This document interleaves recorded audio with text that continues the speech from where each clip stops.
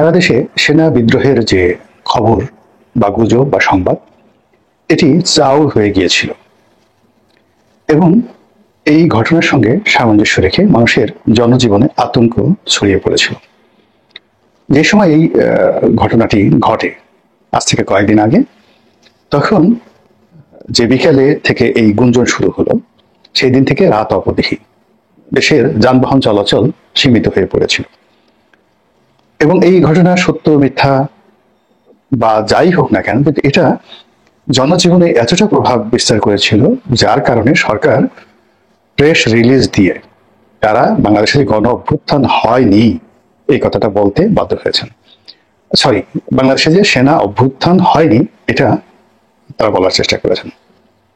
এখন আপনি আপনি আপনি বা আমি এটা কতটুকু বিশ্বাস করবো সেটা আপনার আমার ব্যক্তিগত বিষয়, বা যদি কিছু হয়ে থাকে তাহলে কিভাবে হয়েছে, আর যদি কিছু না হয় তাহলে কেন এই ধরনের গুজব ছড়িয়ে পড়লো, এটি কি ভালো লক্ষণ কিনা, এই বিষয়গুলো নিয়ে মূলত আজকে আলোচনা করব। প্রথমত হলো যে আমরা এই বাংলাদেশের বেশিরভাগ মানুষ এখন দুই ভাগে বিভক্ত হয়ে পড়েছি। এক ভাগ বলছে যে ডক্টর মোহাম্মদ ইউনূসের সরকারের কোনো গতি নেই এবং চারিদিকে যেভাবে অনিয়ম অব্যবস্থাপনা চলছে এবং সরকার কোথাও নিয়ন্ত্রণ প্রতিষ্ঠা করতে পারছে না। তারা ব্যক্তিগতভাবে অনেকেই সৎ, কিন্তু তাদের নেতৃত্বের গুণাবলী নেই এবং তাদের কর্মী বাহিনী নেই, না থাকার কারণে তাদের কথা এখন একটা পুলিশের কনস্টেবল তো দূরের কথা, গ্রামের কোনো চৌকিদারে শোনে না। যদি সরকারের কোনো উপদেষ্টা একটা হুকুম দেন, সেই হুকুমটি ভয় জাগাবে, সমীহ জাগাবে, আতঙ্ক জাগাবে, মানতে বাধ্য করবে, এরকম কোনো চৌকিদার বাংলাদেশে আছে কিনা আমার জানা নেই।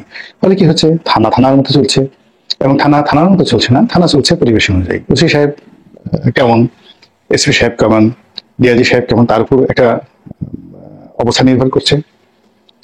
দুই নম্বর হলো যে ওই এলাকাতে জামাতের প্রাধান্য বেশি না বিএনপির প্রাধান্য বেশি নাকি আওয়ামী লীগের প্রাধান্য বেশি, সেই প্রকৃতি এবং পরিবেশের সঙ্গে থানা পুলিশ নিজেদেরকে তারা মানিয়ে নেওয়ার চেষ্টা করছে।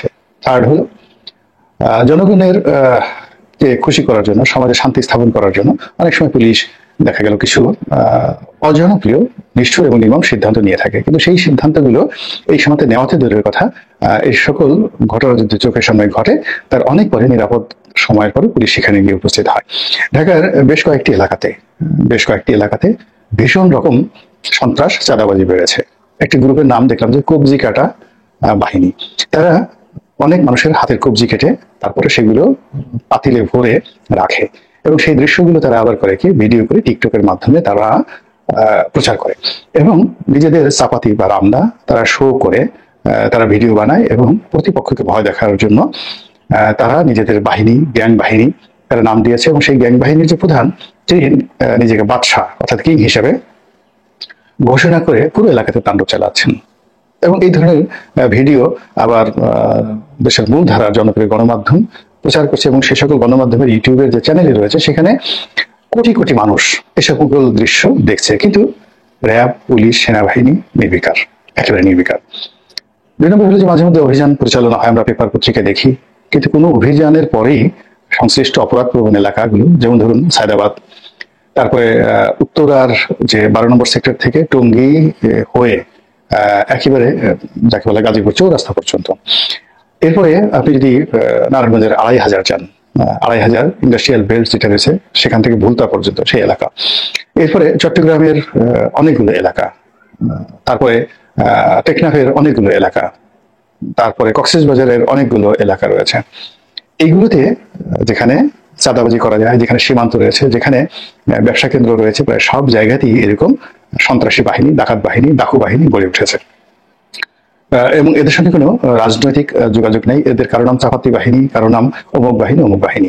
তো এগুলো মানুষের জীবনকে তছনছ করে ছেড়ে দিচ্ছে।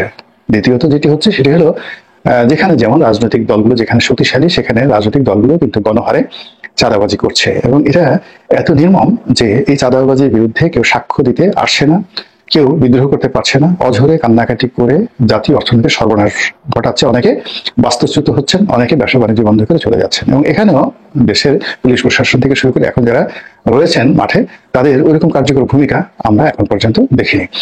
এরপরে যেটি হচ্ছে সেটি হলো যে ব্যবসা বাণিজ্য। তো ব্যবসা বাণিজ্যের দুটো বিষয় থাকে, লোকাল ইনভেস্টমেন্ট থাকে আর ফরেন ইনভেস্টমেন্ট থাকে। তো লোকাল ইনভেস্টমেন্ট ফরেন ইনভেস্টমেন্ট গত 6 মাসে তো হয়নি, বরং অনেকগুলো বড় বড় শিল্প কলকারখানাগুলো বন্ধ হয়ে গিয়ে পুরো অর্থনীতিকে এমন একটা চাপের মধ্যে ফেলেছে। ফলে সরকারের যে গ্রাফ, সেই গ্রাফগুলো বলতে গেলে বিশ্রী রকম অসামঞ্জস্যতায় পরিপূর্ণ। দেখানো হচ্ছে এক্সপোর্ট বেড়ে গেছে, এক্সপোর্ট বাড়া মানে আপনার ব্যবসা বাণিজ্য ভালো হচ্ছে, এক্সপোর্ট বিগত 1 বছর চেয়ে বেশি হলো কি করে। আর বাস্তবে গিয়ে দেখে যে একটা পর একটা গার্মেন্টস বন্ধ হয়ে যাচ্ছে, এবং আওয়ামী লীগ সরকারের আমলে যে সকল গার্মেন্টস কোম্পানি অন অ্যাভারেজে 20,000 থেকে 30,000 শ্রমিক, 40,000 শ্রমিক, এরকম অন্তত পক্ষে আমার মতো মানুষই আমি 20 থেকে 25টি গার্মেন্টস বন্ধ হয়ে গেছে, এই কথাগুলো বলতে পারবো। শিল্প কলকারখানার একই অবস্থা। তো সব মিলিয়ে 5 লাখ লোকের কর্মসংস্থান বন্ধ হয়ে গেছে, এবং একটা সিঙ্গেল লোকের কর্মসংস্থান হয়নি, শুধুমাত্র বড় বড় যাকে বলে গ্রুপ অফ কোম্পানি ছাড়া। আর যদি ছোট ছোট দোকানদারি বলেন, ব্যবসা বাণিজ্য বলেন, এখানে কত লোক বেকার হয়েছে তার কোনো ইয়াত্রা নাই। এর ফলে কি হলো, আপনি সন্ধ্যার পরে ছিনতাই, রাহাজানি, তারপরে পতিতাবৃত্তি থেকে শুরু করে নানা রকম অসামাজিক কর্মকাণ্ড, জুয়া ঠুয়া, যেগুলো মানুষের ফ্রাস্ট্রেশনের কারণে হয়, অভাবের কারণে হয়, সেগুলো গণহারে বাড়ছে। আর ওদিকে সরকারের রিজার্ভও কিন্তু বেড়ে যাচ্ছে। তো এরকম যে বিপরীতমুখী, অর্থাৎ শেখ হাসিনার যে পতনের 2 বছর আগে এরকম সবকিছু এলোমেলো হতো, যে তথ্য, রাষ্ট্রীয় তথ্য এবং ডাটা দেখা দিত বা দেখানো হতো, সেগুলো দেখে মনে হতো যে বাংলাদেশ সিঙ্গাপুর হয়ে গেছে। কিন্তু মাঠের ময়দানে গেলে শুধুমাত্র শেখ হাসিনাকে, আওয়ামী লীগকে গালাগাল করে মানুষ দিনাতিপাত করতেন। তো সেই অবস্থাটা এখন আরো প্রকট আকার ধারণ করেছে। ফলে কি হলো, যমুনাতে বসে ডক্টর মোহাম্মদ ইউনূস এবং তার যারা লোকজন রয়েছেন তারা বগল বাজাতে পারেন, কিন্তু যারা পথে ঘাটে চলেন, সাধারণ মানুষের সঙ্গে চলেন, তারা রীতিমতো এই হাহাকারটি তারা টের পাচ্ছেন। তো এই যে টের পাওয়ার কারণে কি হচ্ছে, এই সরকারের একটা বিকল্প শক্তি সবসময় চিন্তা করে। এবং আমাদের দেশে কি হয়, গণতন্ত্র যেখানে ফেল করে সেখানে সবসময় মানুষ সামরিক শাসনকে প্রথম দিকে সবাই স্বাগত জানায়, এটা দুনিয়াতে অনেক জায়গাতে। এখন এই গত 5 মাসে ডক্টর মোহাম্মদ ইউনূসের যে সফলতা, ব্যর্থতা, তার সঙ্গে সঙ্গে যদি একটা নির্বাচন হয়, সেই নির্বাচন হওয়ার পর যারা যারা ক্ষমতায় আসবে, সেই বড় বড় রাজনৈতিক দলগুলো এই সময়টিতে যে অস্থিরতা দেখাচ্ছে, অধৈর্য দেখাচ্ছে, এবং তাদের কর্মকাণ্ডে যে সকল নেতিবাচক বিষয় দিয়ে ফুটে উঠেছে, এবং তারা যেভাবে পরস্পরের সঙ্গে ঝগড়াঝাটি করছেন, এবং তাদের অসংখ্য নেতাকর্মী যেভাবে সারা বাংলাদেশের দুর্নীতি অনিয়মের সঙ্গে জড়িয়ে পড়েছেন, তাতে করে জনগণ মনে করছেন যে এই সকল ব্যবস্থার চেয়ে বোধহয় সামরিক শাসন হলে ভালো হয়। এই কথাগুলো এক শ্রেণীর মানুষ দিনে রাতে কল্পনা করে, এবং সেই কল্পনার থেকেই দেখা যাচ্ছে কেউ হয়তো বলে ফেলেছে যে সামরিক অভ্যুত্থান হয়ে গেছে, ওটা হয়ে গেছে, এবং সেই অনুযায়ী সারা বাংলাদেশ নাচানাচি শুরু করলো। এখন এটার ইম্প্যাক্ট কি? প্রথমত এরকম, এটা ধরেন একেবারে অ্যাবসলিউটলি মিথ্যা। এটার ভবিষ্যৎ যে কি, ভবিষ্যৎ কিন্তু খুবই খারাপ। ভবিষ্যৎ খারাপ হলো যে গাছের পাতা নড়ে চড়ে বন্ধুর কথা মনে পড়ে, গাছের পাতা নড়ে চড়ে আপনার কথা মনে পড়ে। আমরা ছোটবেলায় এই ধরনের কবিতা দিয়ে স্বামী স্ত্রীকে চিঠি দিত, স্ত্রী স্বামীকে চিঠি দিত। তো সেই জিনিসটা হলো যে মানুষের মুখ দিয়ে যে কোনো ভাবেই যে কথা বের হয়, সেই কথা প্রকৃতি ঘটিয়ে দেয়। আবার মানুষ যে কথা মুখ দিয়ে বলে, নিজের অজান্তে অন্তরে সেই বিষয়গুলো নিয়ে মানুষের মনে একটা ভয় থাকে, প্রচন্ড রকম একটা ভয় থাকে। আপনি দেখুন, শেখ হাসিনার দুটো ভয় ছিল। প্রথম ভয় ছিল যে সেনাবাহিনী তার সঙ্গে বিট্রে করতে পারে, এই জন্য তিনি সেনাবাহিনীর বিকল্প পুলিশ বাহিনীকে শক্তিশালী করার চেষ্টা করেছেন। এবং আমরা এখন জানতে পারছি, দেখতে পাচ্ছি যে পুলিশের হাতে এমন সব মারণাস্ত্র ছিল যেগুলো সেনাবাহিনীর হাতেও ছিল না। কিন্তু দেখুন, এই যে সেনাবাহিনীকে তিনি ভয় পেতেন, এবং সেনাবাহিনীকে ধ্বংস করার জন্য তিনি এমন কতগুলো সিদ্ধান্ত নিয়েছেন যেগুলো আপাত দৃষ্টিতে মনে হবে সেনাবাহিনীর জন্য তিনি অনেক কিছু করেছেন। তিনি তাদেরকে দামি দামি গাড়ি দিয়েছেন, লোন দিয়েছেন, ব্যাংক দিয়েছেন, প্লট দিয়েছেন, তাদেরকে সেই যাকে বলা ঝিলমিল প্রকল্প থেকে শুরু করে আর অনেক কিছু করতে দিয়েছেন অবাধিতভাবে। আর 3 বেলা খাবার দিয়েছেন, বেল্ট পরার বাধ্যবাধকতা বাদ দিয়েছেন। ফলে বৃত্ত এবং বিলাসে তারা অলস হয়ে এই বাংলাদেশ সেনাবাহিনীর যে গৌরবোজ্জ্বল ভূমিকা ধ্বংস করবে, এটি বোঝার মতো প্রফেশনাল যে কর্মকর্তা যে আর্মিতে নেই, এটা কিন্তু বলা যায় না। ফলে অনেকে নগদ নারায়ণ পেয়ে খুব খুশি হয়েছে, কিন্তু বেশিরভাগ লোক কিন্তু তারা বিরক্ত হয়েছেন। তার সঙ্গে সঙ্গে সেনাবাহিনীর মধ্যে দলীয়করণ থেকে শুরু করে আওয়ামী লীগের জয় বাংলা সেখানে চালু করার চেষ্টা, এই জিনিসগুলো সেখানে নেতিবাচক প্রতিক্রিয়া তৈরি করেছে। কিন্তু শেখ হাসিনা সেটা বুঝতে পারেনি। সে মনে করে তার প্রকল্পগুলো সফল হয়েছে, এবং শেখ হাসিনা সেনাবাহিনীকে নিয়ে যে ভয় করেছে, সেই ভয়টাই তার জীবনে বাস্তবে ঘটে গেছে। এবং এখানে আরেকটি কথা, তোমাদের বুঝে বুঝে গোকুলে বাড়ির শেষে। তো সেনাবাহিনীর এই যে থ্রেট, এই থ্রেটটিকে মোকাবেলা করার জন্য তিনি তার যে ছোট বোনের দেবর মেজর জেনারেল তারেক সিদ্দিকী, তাকে সবসময় নিরাপত্তা উপদেষ্টা রূপে একেবারে সেনা প্রধানের যাকে বলা হয় উপরে তাকে একটা সুপার নিউমারি পদ হিসেবে তিনি রেখেছেন, কোনো কাজে আসেনি। তিনি খুঁজে খুঁজে তার খুব একেবারে 100% বিশ্বস্ত এবং মনে হয়েছে কোনো অবস্থাতে এরা তার বাইরে যাবে না এবং তাদের সঙ্গে আওয়ামী লীগের রাজনীতির কোনো সংযোগ আছে কিনা এরকম লোকদেরকে খুঁজে খুঁজে এনে তিনি বিভিন্ন বড় বড় পদ পদবি থেকে একেবারে সেনাপ্রধান পর্যন্ত ডিজি পর্যন্ত সেই জায়গাগুলোতে বসিয়েছেন, অথবা এই সকল পদে যে বসে যারা শেখ হাসিনাকে কনফার্ম করতে পেরেছে যে তারা 100% এখানে যাকে বলা হয় আওয়ামী লীগের পক্ষে কাজ করবে, তাদেরকে তিনি বড় বড় পদ দিয়েছেন, পদবি দিয়েছেন এবং প্রমোশন দিয়েছেন। তো সেই অর্থে জেনারেল ওয়াকারুজ্জামান তার নিকটাত্মীয়, তিনি যথেষ্ট যোগ্যতা সম্পন্ন সেনা প্রধান, সেনাপতি, এবং তার শ্বশুর জেনারেল মুস্তাফিজুর রহমানও কিন্তু মিলিটারি ইতিহাসে অত্যন্ত যোগ্যতা সম্পন্ন ছিলেন। তো সেই জেনারেল মুস্তাফিজকে তিনি সেনাপ্রধান হিসেবে রেখে যে সফলতা তিনি লাভ করেছিলেন, তারই মেয়ের জামাই, জেনারেল মুস্তাফিজের মেয়ের জামাই জেনারেল ওয়াকারুজ্জামান, যে তার আত্মীয়, তাকে তিনি সেনাপ্রধান বানিয়ে তিনি সেনাবাহিনীর যে ভীতি, এই ভীতিটি দূর করতে চেয়েছিলেন। কিন্তু নিয়তি এমন একটা জিনিস, তোমার বোধ হয় যে গোকুলে বাড়িছে সে পরিস্থিতি এমন একটা পর্যায়ে চলে গেছে যে জেনারেল ওয়াকারুজ্জামান ইচ্ছা করলেও তিনি শেখ হাসিনার জন্য কিছু করতে পারতেন না। তিনি হয়তো বড় জোর কর্নেল জামিলের মতো জীবন দিতে পারতেন, আত্মাহুতি দিতে পারতেন, কিন্তু শেখ হাসিনার কোনো উপকার হতো না, বরং পরিস্থিতি আরো খারাপ হতো। তো এই যে দেখুন, আর তার যে দ্বিতীয় ভয়, শেখ হাসিনার দ্বিতীয় যে ভয়টা ছিল সেটা হলো যে তিনি তাকে পালানো লাগতে পারে, গণঅভ্যুত্থান ঘটতে পারে যে কোনো সময়, এবং জনগণ তার যত ভালো কাজই তিনি করেন না কেন জনগণ কৃতজ্ঞ না, অকৃতজ্ঞ জনগণ, এদেরকে ডান্ডা মেরে ঠান্ডা করতে হবে। তো তিনি সবসময় ডান্ডা থেরাপি প্রয়োগ করেছেন এবং জনগণকে বিশ্বাস করেননি, এবং জনগণ সম্পর্কে তার একান্ত আলোচনায় কখনই তার বিশ্বাস ছিল না। তার একটা ক্রোধ ছিল যে এই জনগণ তার বাবাকে মেরেছে, এই সেনাবাহিনী তার বাবাকে মেরেছে, আর এই জনগণ হাততালি দিয়েছে, একটা সিঙ্গেল লোক সেই দিন তার বাবার জন্য কাঁদেনি।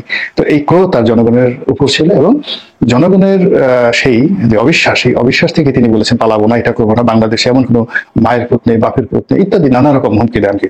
কিন্তু শেষ পর্যন্ত দেখুন তা কিন্তু সেই জনগণের যে বিদ্রোহ, বিপ্লবে তার ক্ষমতা চলে গিয়েছে, এবং যে ভয় আতঙ্ক তার মধ্যে ছিল সেনাবাহিনীর সম্পর্কে, সেটাই ঘটেছে। আর সবার শেষে নিয়তি তার সঙ্গে খেলে দিয়েছে। তিনি আতঙ্ক অনুভব করেছিলেন যে তার অবর্তমানে বাংলাদেশে যদি কেউ ক্ষমতার কেন্দ্রে বসতে পারে, সে একমাত্র লোক হলো ডক্টর মোহাম্মদ ইউনূস, আর রাজনৈতিক শক্তি হলো বেগম খালেদা জিয়া। তিনি বেগম খালেদা জিয়াকে শেষ করে দেওয়ার জন্য সর্বোচ্চ চেষ্টা করেছেন, এবং এখন মানে তাকে জাস্ট জীবনে মারা ছাড়া তাকে ছলে বলে কৌশলে সব মিলে এমন ভাবে করে দিয়েছেন, জাস্ট একটা বেড সোর, মানে বিছানায় শুয়ে থাকা ছাড়া যেন তার আর কোনো গতি না থাকে। তিনি সেই কাজটি করেছেন। আর ডক্টর মোহাম্মদ ইউনূসকে শুধুমাত্র গলা টিপে মারা ছাড়া বাকি সবকিছু করেছেন। কিন্তু দেখেন নিয়তি তার সঙ্গে কিভাবে খেলে দিয়েছে। এই দুইজনের যে বর্তমান অবস্থা, এটা দেখলেই বুঝতে পারবেন। তো একইভাবে বর্তমান এই সরকারের সময় যে সকল গুজব হচ্ছে, অর্থাৎ আরেকটি তত্ত্বাবধায়ক সরকার গুজব হচ্ছে, একটা সেনা বিদ্রোহের গুজব হচ্ছে, বা সেনাবাহিনী ক্ষমতা নেবে, এই ইউনূস ক্ষমতা থাকবে না, এই যে মানুষের মুখে যে কথাগুলো, এগুলো কিন্তু প্রথমে হৃদয়ের মধ্যে আসে এই আকুতিগুলো, এবং হৃদয়ের মধ্যে সেই আকুতিগুলো ঘুরপাক খায় এবং একটা সময় মুখ থেকে বের হয়ে যায়, এবং মুখ থেকে বের হতে হতে হতে হতে যখন এগুলো খুব পপুলার হয়ে যায়, ইউজুয়াল হয়ে যায়, তখনই কিন্তু প্রকৃতি এই জিনিসগুলো খেলে দেয়। আমরা ছোটকালে শুনেছি, সত্য মিথ্যা আলেম ওলামারা বলতে পারবেন, যেখানে 40 জন লোক থাকে সেখানে আল্লাহ আছেন, এবং আল্লাহ সবসময় সংখ্যাগরিষ্ঠ মানুষের যে চিন্তা চেতনা, মন, সেটা যেভাবে মন্দ হোক যা হোক না কেন, সংখ্যাগরিষ্ঠের যে মতামত, সেই মতামতকে আল্লাহ গণতান্ত্রিক ভাবে আল্লাহ সেটাকে মদত দান করেন। ফলে কি হলো, যেখানে বনি ইসরাইল সেখানে বনি ইসরাইলদের নেতা হয়, যেখানে জাহিলিয়া সেখানে জাহিলদের নেতা হয়, যেখানে ভালো মানুষ সেখানে ভালো মানুষদের নেতা হয়। এটা প্রকৃতির একটা লীলা খেলা। তো সেই প্রকৃতির লীলা খেলাতে বাংলাদেশে চলমান সময় সেনা অভ্যুত্থান থেকে শুরু করে যা কিছুই হচ্ছে, বা অন্য যে কোনো গুজব যা কিছু বাজারে প্রচলিত হচ্ছে, প্লিজ আপনারা এগুলোকে শুধু গুজব হিসাবে নেবেন না, বরং এই গুজবগুলো কেন এলো, কিভাবে এলো, এর পেছনে মূল কারণটা কি, আসল ঘটনা কি, সেইগুলোকে চিন্তা ভাবনা করে যদি তওবা করেন, প্রিকশন নেন, এবং এইসব গুজব যেন তৈরি না হয়, সেইভাবে সফট আপনি নিয়ম নীতি চালু করেন, তাহলে হয়তো আপনি এর থেকে রক্ষা পেলেও পেতে পারেন। আল্লাহ আমাদের সবাইকে হেদায়েত দান করুন এবং হেফাজত করুন।